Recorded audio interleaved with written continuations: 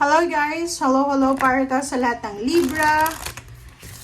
Okay Libra, tingnan natin kung anong messages, vibration, gabay energy para sa lahat ng Libra.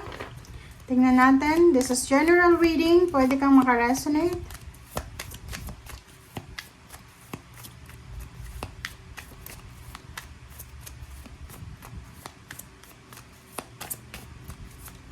Okay.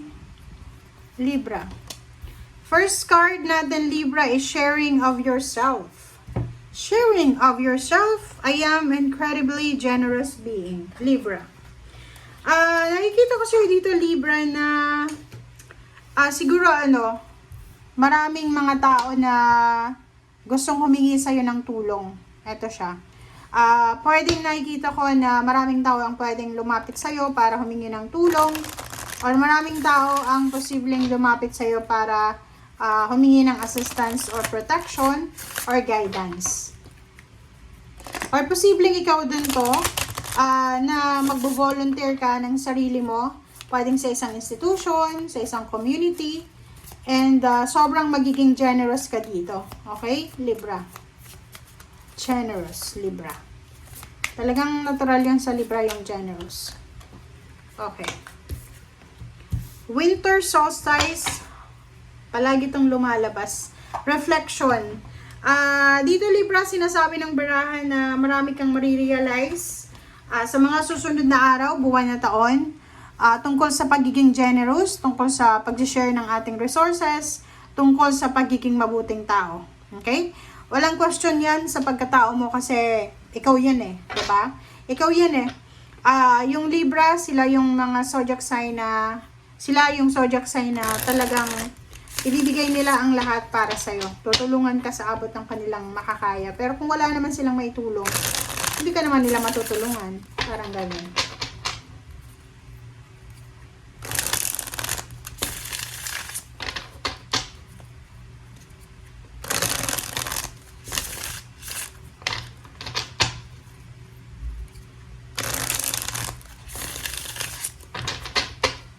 Okay.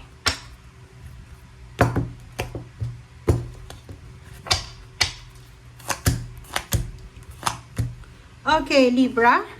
Eight of Wands, and then King of Swords, Queen of Pentacles. First three cards natin, sinasabi ng baraha sa'yo na isang balita, isang napakabilis na balita ang posibleng darating sa'yo. And yung balitang ito ay pwedeng tungkol to sa direksyon na gusto mong tahakin, Libra. So, it's a good news, 'di ba? Pwedeng makatanggap ka ng balita na pwedeng makatulong sa'yo. Pwedeng yun. Someone will share their blessings or they will help you kung ano man ang financial needs mo. And eto Libra, sinasabi ng barahan na yung balitang ito ay posibleng eto yung magiging daan para baguhin mo yung direksyon na tinatahak mo. Lalo na kung tungkol to sa trabaho or sa finances. Nakikita ko sa'yo dito Libra na siguro matagal ka nang naghihintay na maging maayos yung pamilya mo. Like, siguro for several years, several months, marami kang pinagdaanan ng mga emotional problems, family problems. But, sinasabi ng barahan na ang good news na parating na to, like for example, ganito yan Ang tagal-tagal mo nang nagmamanifest or nagdi-dream na sana maipaayos ko yung bahay ko, sana may pa-renovate ko yung bahay ko, or sana magkaroon ako ng bahay. So, maybe 3 years ka nang naghihintay, 3 decades ka nang naghihintay.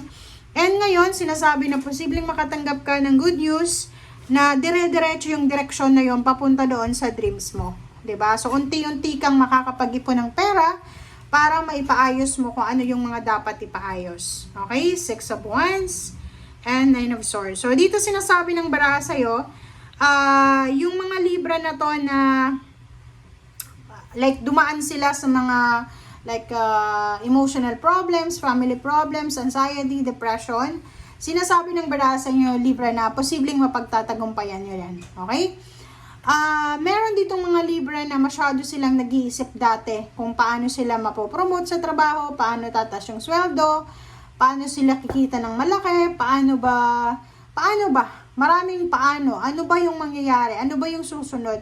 But dito sinasabi ng barahan na wag kayong mag-alala kasi you are protected, you are guided, and lahat ng mga iniisip nyo na kung ano man yun ang iniisip nyo ay hindi yan yung tama na dapat isipin nyo. Okay? Sinasabi ng baraha sa'yo na marami kang choices and options na pwedeng pagpilian sa mga susunod na araw, buwan na taon, but make sure na protectionan mo talaga yung pinaka-goals mo. Kasi minsan, sa dami-daming mga pinagdadaanan natin sa buhay, yung mga nauna nating goals sa buhay, nakakalimutan na natin yon. So, dito sinasabi ng baraha sa'yo, Libra, na nung mga times na masaya ka, nung mga times na successful ka, or maraming blessings na dumating sa'yo, siguro marami kang pinagpapasalamat sa Panginoon, di ba? Pero once na nandun tayo sa sitwasyon na malungkot, merong mga problema, siguro may mga times na nagtatanong ka, di ba? Bakit ikaw? Bakit ikaw yung binigyan ng problemang ganun? So, parang ganito lang yung energy mo.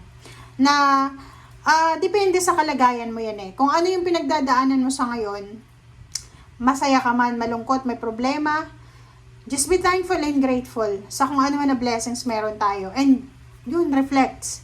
Okay, kailangan nating maging strong yung connection natin sa ating higher self, sa ating spiritual helper, sa ating guys sa universe. 'Di ba? Kung makikita mo dito, Libra, meron kang fear.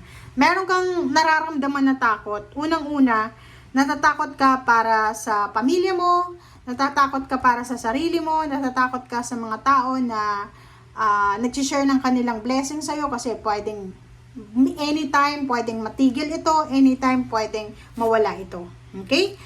Hierophant and Prince of Wands. So, nakikita ko sa'yo dito, Libra, na someone will offer their, diba, their whole being sa'yo talaga.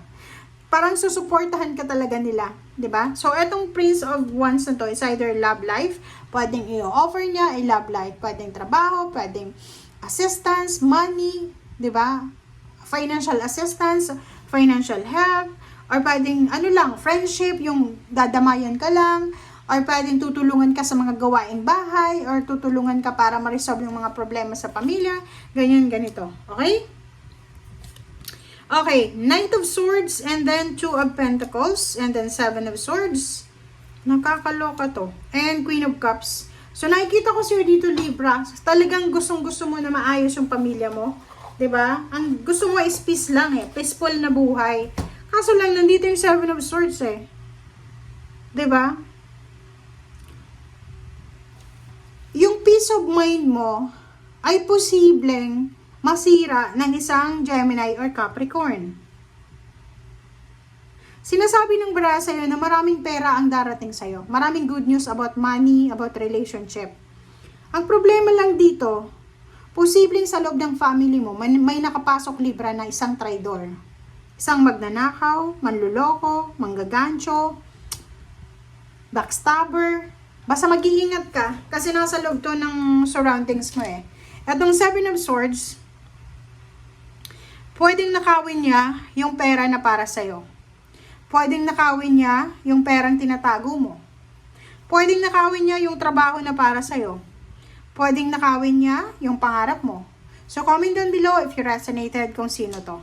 Thank you guys. Bye!